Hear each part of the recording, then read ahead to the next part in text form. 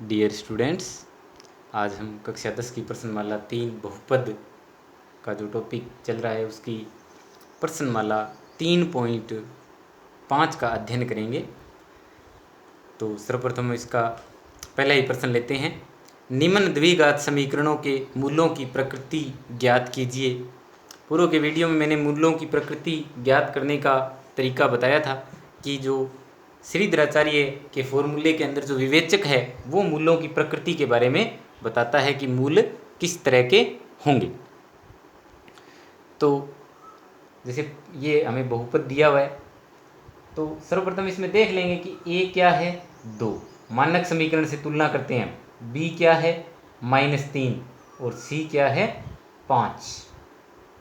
मानक समीकरण निकाय क्या होता है हमारे पास, ax² + bx + c बराबर 0। ये मानक द्विघात समीकरण है। तो इससे तुलना करें, ए बी सी के मान निकाल लिए। अब विवेचक हमें याद होना चाहिए डी से लिखते हैं इसको डिस्क्रिमिनेंट b² - 4ac।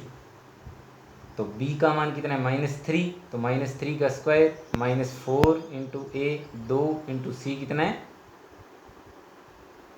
5। तो ये हो गया 9 - 40।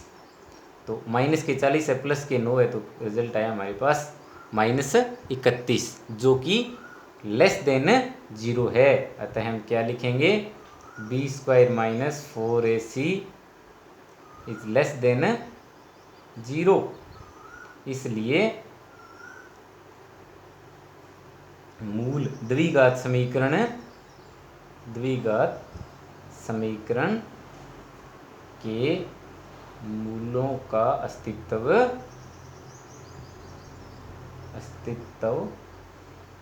नहीं है, या ऐसे कह देंगे कि वास्तविक मूल विद्यमान नहीं है। वास्तविक मूल विद्यमान नहीं है या काल्पनिक मूल होंगे, तीनों ही तरीके से कुछ भी लिख सकते हो आप।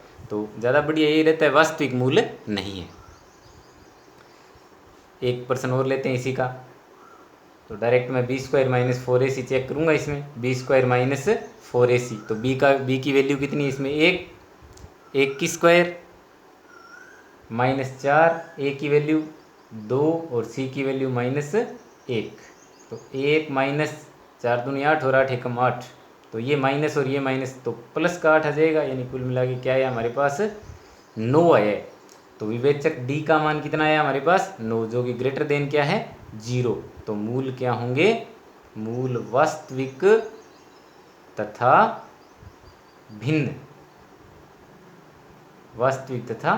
भिन्न होंगे, या वास्तविक और पृथक। और अगर विवेचक का मान = 0 आ जाता है तो मूल वास्तविक और समान होते हैं। प्रश्न नंबर 2 देखिए इसका। निम्न द्विघात समीकरणों में k का वह मान ज्ञात करो कि जिसके लिए उसके मूल वास्तविक तथा बराबर हो। मूल पहले से क्या हो, वास्तविक और बराबर हो। ये कंडीशन लेके चलनी है, हमें इसमें दे रखिए कि k का वो मान ज्ञात करना है जिसके लिए इसके मूल वास्तविक और बराबर हो। तो पहले इसको थोड़ा सा मानक रूप में बदलेंगे हम, यानी हल करेंगे। तो kx का x से गुणा करेंगे, kx², kx का -2 से होगा तो -2kx और +6 बराबर 0। अब हम विवेचक देखेंगे। विवेचक b² - 4ac, इसने कहा है k का वह मान ज्ञात करो उसके लिए मूल वास्तविक और बराबर हो। तो b² - 4ac किसके बराबर होगा, 0 के। मूल वास्तविक व बराबर है। तो हम ये लिखेंगे b² - 4ac बराबर 0। पहले से 0 बराबर में लेके चलेंगे। तो k यहाँ पे देखो x का गुणांक -b होता है, ये यहाँ पे -b है, यानी b की वैल्यू निकाल लो। यहाँ से b की वैल्यू क्या है -2k। x का गुणांक देखना है हमें, ये b का मान -2k का स्क्वायर हो गया, -4a का मान k और c का मान 6 बराबर 0।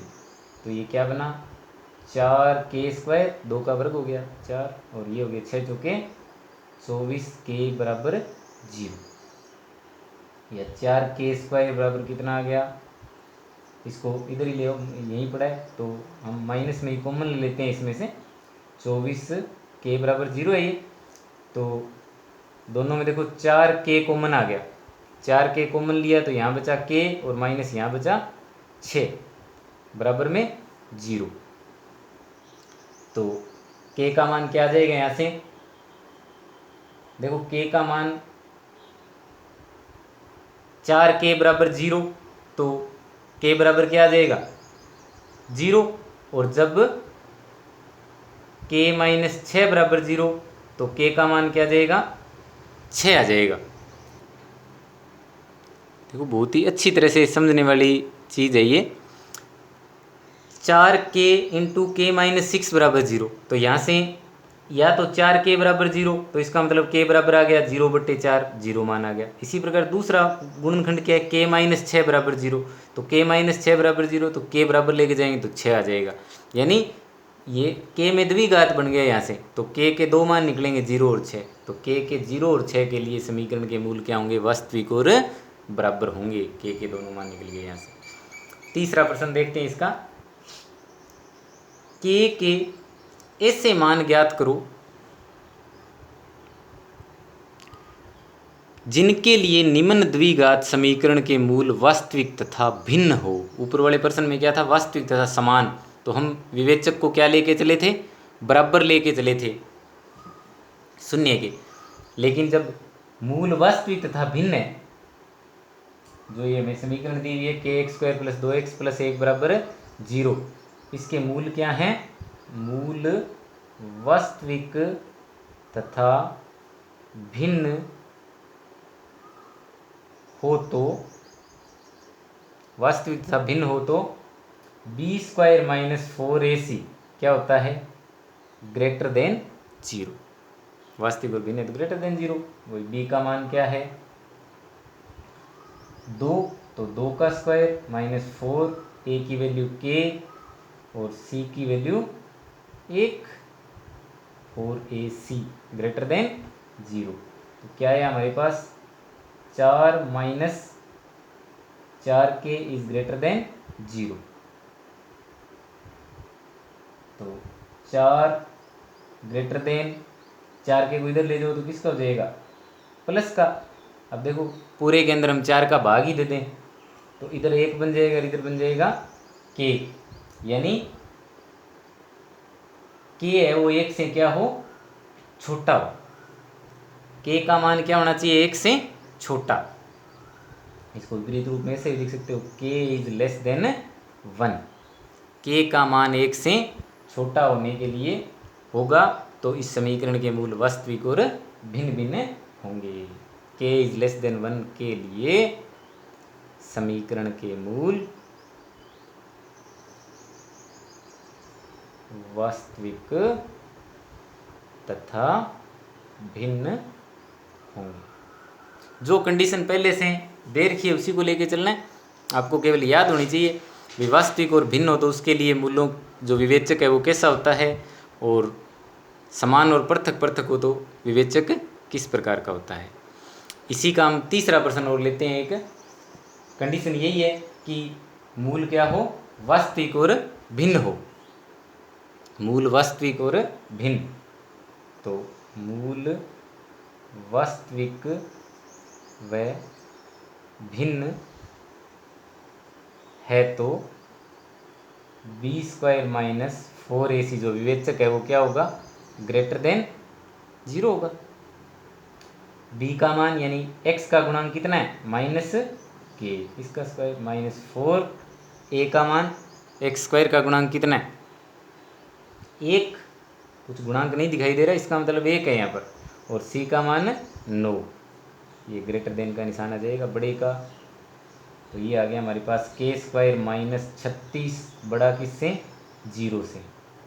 a² - b² बनाएंगे, देखो यहाँ पर हम ये बन गया a² - b², 6 का स्क्वायर 36 होता है, इसको मैं लिख सकता हूँ a - b और a प्लस बी, यानी k माइनस 6 और k प्लस 6 ग्रेटर देन 0। तो अब हमें क्या ज्ञात करना है कि k का वह मान ज्ञात करो जिसके लिए मूल वास्तविक तथा भिन्न हो। k के वो कौन से मान होंगे? तो यहाँ पर हमारे पास दो स्थितियाँ बन रही है। देखो, ये k माइनस 6 और k प्लस 6 का गुणा है वो 0 से क्या होना चाहिए? बड़ा होना चाहिए। तो 0 से बड़ा दो संख्याओं का गुणा कब होता है? जब दोनों या तो बड़ी हो, यानी धनात्मक हो दोनों, या दोनों क्या हो? ऋणात्मक हो। तो यहाँ दो स्थिति बनती है। फर्स्ट स्थिति के अंदर पोजीशन फर्स्ट में आप क्या सकते हो? स्थिति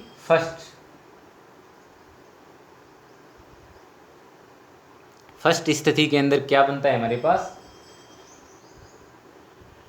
कि ऐसा हो सकता है कि दोनों के दोनों k माइनस 6 भी बड़ा हो किससे? 0 से, और k प्लस 6 भी बड़ा हो किससे? 0 से। तो अगर k माइनस 6 बड़ा होगा 0 से, तो इसका मतलब है k बड़ा किससे होगा? 6 से पक्षांतरण करोगे 6 प्लस का इधर आ जाएगा। और k प्लस 6 बड़ा हो 0 से, इसका मतलब क्या स्थिति बनेगी हमारे पास? k बड़ा हो किससे? माइनस 6 से। ये दो स्थितियां बनेगी। इसी प्रकार सेकंड स्थिति क्या बनेगी कि k माइनस 6 भी छोटा हो 0 से और k प्लस 6 भी छोटा हो 0 से। दोनों के दोनों छोटे हो। k माइनस 6 छोटा 0 से, इसका मतलब k छोटा किससे हो गया? 6 इधर ले जाएंगे प्लस का। और k प्लस 6 छोटा 0 से, इसका मतलब k छोटा किससे हो गया? माइनस 6 से। तो अब देखो, इन दोनों स्थितियों से हम किस निष्कर्ष पर निकलते हैं? दोनों स्थितियों से हम किस निष्कर्ष पर पहुंचेंगे? क्या निष्कर्ष निकलता है इससे? ये समीकरण ये कह रहा है कि k बड़ा हो 6 से, ये कह रहा है k बड़ा हो माइनस 6 से। तो अगर कोई चीज़ 6 से बड़ी है तो वो माइनस 6 से तो ऑटोमेटिक ही बड़ा हो गया। इसका मतलब 1 व 2 से द्विघात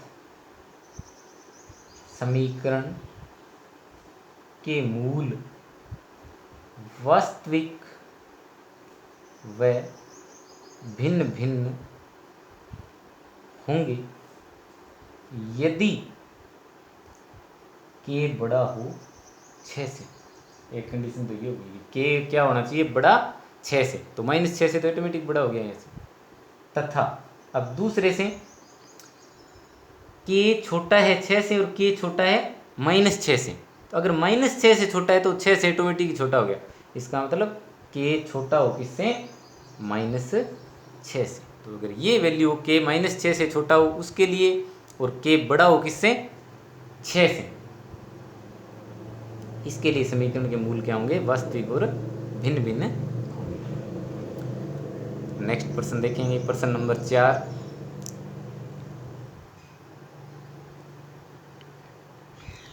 के ऐसे मान ज्ञात करो जिनके लिए समीकरण x square plus 5x plus 16 बराबर 0 के मूल वास्तविक न हो।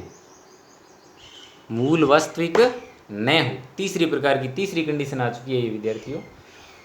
तीसरी कंडीशन एक्स स्क्वायर प्लस 5 के एक्स प्लस 16 बराबर 0 के मूल वास्तविक न हो। तो हम जानते हैं बी स्क्वायर माइनस 4ac क्या होगा? लेस देन 0 होगा। अगर मूल वास्तविक नहीं है यानी काल्पनिक मूल हैं तो बी स्क्वायर माइनस 4ac क्या होना चाहिए? लेस देन 0 होना चाहिए। वही मान रख दो। b का मान 5k, इसका स्क्वायर हो जाएगा, माइनस 4, a का मान 1, c का मान 16 और लेस देन 0। तो ये बन गया 25k square minus 64। 25k square minus 64 is less than 0। इसको मैं लिख सकता हूँ 5k स्क्वायर माइनस 8 का स्क्वायर इज लेस देन 0। 25 यानी 5 5 25, तो ये बन गया। अब a plus B A minus B देखें तो 5k प्लस 8 और 5k minus 8, a plus B A minus B, सर्व समीकरण लग गई यहाँ पर। इन दोनों का गुणा इससे छोटा होना चाहिए तो समीकरण के मूल वास्तविक नहीं होंगे। इन दोनों का गुणा इससे क्या होना चाहिए, छोटा। तो दो चीज़ों का गुणा छोटा कब रहेगा, 0 से छोटा। भाई 2 और आप ये मान लो कि 3 और 2 आपके पास गुणनखंड है, तो 3 और 2 का गुणा क्या है, वो 0 से छोटा रहना चाहिए। तो या तो 3 माइनस का होना चाहिए या 2 माइनस का होना चाहिए, एक प्लस की होनी चाहिए और एक माइनस की होनी चाहिए संख्या। कहने का मतलब यहाँ भी दो स्थितियाँ बन रही है। फर्स्ट स्थिति हम ये लेते हैं कि अगर 5k प्लस 8 बड़ा होगा 0 से तो 5k माइनस 8 छोटा होगा 0 से। 5k प्लस 8 बड़ा 0 से तो 5k माइनस 8 छोटा 0 से, तो दोनों का गुण है वो क्या होगा, 0 से छोटा होगा। तो यहाँ से हमारे पास क्या मान निकल के सामने आ रहे हैं, 5k बड़ा होगा माइनस 8 से तो k बड़ा होगा माइनस 8/5 से। और यहाँ से 5k छोटा होगा 8 से तो k छोटा किससे होगा, 8/5 से। ये तो दो चीज़ बन गई। दूसरी स्थिति देखेंगे सेकंड पोजीशन के अंदर, तो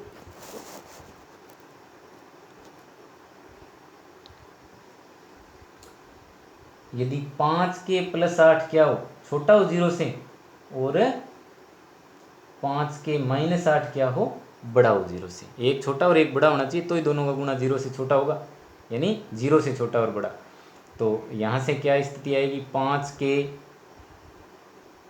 छोटा किससे हो गया, माइनस 8 से, तो k छोटा किससे हो गया, माइनस 8/5 से। और इससे क्या स्थिति बनेगी, 5k बड़ा किससे, 8 से, तो k बड़ा किससे, 8/5 से।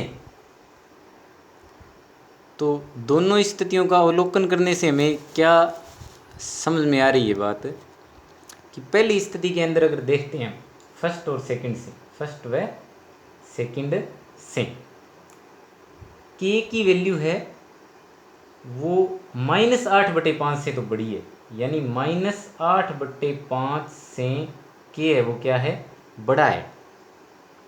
तथा 8/5 से क्या है, 8/5 से छोटा है, 8/5 से छोटा है। लेकिन दूसरी कंडीशन में क्या है कि k है वो -8/5 से छोटा है, -8/5 से छोटा और 8/5 से बड़ा। तो ये दूसरी स्थिति नहीं हो सकती। इसमें कौन सी हो सकती है, पहली स्थिति हो सकती है कि -8/5 से तो इसका मान बड़ा है और 8/5 से इसका मान छोटा है। तो 1 और 2 से इस स्थिति के अंदर क्या होगा, समीकरण के मूल वास्तविक नहीं होंगे। इस स्थिति में समीकरण के मूल वास्तविक नहीं होंगे। और प्रश्न इसका लेते हैं हम, अंतिम प्रश्न है 5वां। अच्छे प्रश्न है, ये महत्वपूर्ण प्रश्न है और सारे कंसेप्ट भी आपके इससे क्लियर हो जाएंगे। यदि द्विघात समीकरण 20 - c x² + c - a x + a - b बराबर 0 के मूल वास्तविक व बराबर हो तो सिद्ध करो कि 2b बराबर a + c। ये हमें सिद्ध करना है। देखो क्या दिया हुआ इसमें, मूल वास्तविक व बराबर। सबसे महत्वपूर्ण चीज़ है ये, यहाँ से आपको कैच करनी है कि दी गई समीकरण के मूल वास्तविक तथा बराबर होने के लिए, वास्तविक और बराबर होने के लिए विवेचक है वो कहेगा कि b² - 4ac है वो किसके बराबर होना चाहिए, 0 के बराबर होना चाहिए। तो यहाँ से मान रख दो आप, ये b अब ये आप कैपिटल में ले सकते हो यहाँ पर b² माइनस 4a और c, ताकि ये ए बी सी मैच ना हो। तो ये कैपिटल B है, यानी ये B की जगह यहाँ पे क्या है हमारे पास c माइनस ए, तो c माइनस ए का स्क्वायर माइनस 4a की जगह क्या है b माइनस सी है, और c की जगह क्या है a माइनस बी। ये किसके बराबर होना चाहिए? 0 के बराबर। तो a माइनस बी का होल स्क्वायर बन गया ये a² minus 2ab plus b², ये होता है। इसका अंदर गुणा करना है तो 4 को तो एक बार मैं यहीं रख लेता हूँ, इन दोनों को गुणा कर देते हैं। b का a से करेंगे ba, b का b से करेंगे माइनस का b², अब माइनस c का a से करेंगे तो माइनस ca, और माइनस c का माइनस b से करेंगे तो प्लस bc, और बराबर में ये 0। अंदर मल्टीप्लाई कर देते हैं, ये ऐसे कैसे, -4 को अंदर गुणा कर देंगे, 4ba minus 4b² minus 4ca plus 4bc बराबर 0। तो देखो क्या बना ये, इसको थोड़ा एडजस्टमेंट करता हूँ मैं। a² प्लस माइनस 2b का, यहाँ तो माइनस ही आएगा, माइनस 2b का स्क्वायर, बीच में माइनस है, माइनस 2b का स्क्वायर प्लस ये c का स्क्वायर, प्लस में क्या जाएगा c का स्क्वायर। देखो ये अंदर गुणा किया इसका तो -4ba, और -4 का -b² से किया तो ये +4b² हो गया, और -4 का -ca से किया तो +4ca, -4 का bc से करेंगे तो -4bc, और ये a² ऐसे कैसे लिख दिया मैंने, प्लस 2b², इसको मैं 2b² लिख सकता हूँ क्योंकि 4b² है, प्लस c है तो c²। अब बाकी जो बच गए उनको ऐसे कैसे लिख देंगे, -2ca माइनस 4ba और -2ca minus 4ba plus 4ca और -4bc बराबर 0। तो ये a², ये 2b का स्क्वायर प्लस ये c²। देखो यहाँ 2ca है और ये 4ca है, और ये -4bc है, तो ये तो ऐसे कैसे लिख देते हैं, -4ba, माइनस के 2ca प्लस के 4ca, तो प्लस के क्या बचे यहाँ पर 2ca और -4bc बराबर 0। अब ये आपको देखना है भी ये किसका होल स्क्वायर बन रहा है।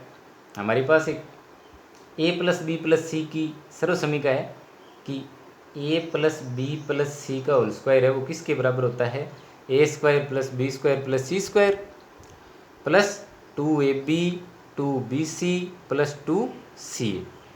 ये सर्व समीकरण होती है हमारे पास a² a + b + c का whole square, a² + b² + c² plus 2ab 2bc 2ca, ये सर्व समीकरण होती है। देखो यहीं से ये बन रहा है, तो यहाँ पे हमें a b c की पहचान करनी है। a की जगह तो हमारे पास a ही है, b की जगह देखो कि -2b है या सीधा 2b है, तो देखो जहाँ भी b आ रहा है वहाँ पे माइनस का साइन आ रहा है, जहाँ भी b आ रहा है वहाँ माइनस का साइन आ रहा है ना। तो यानी यहाँ पे क्या है, -2b है और प्लस में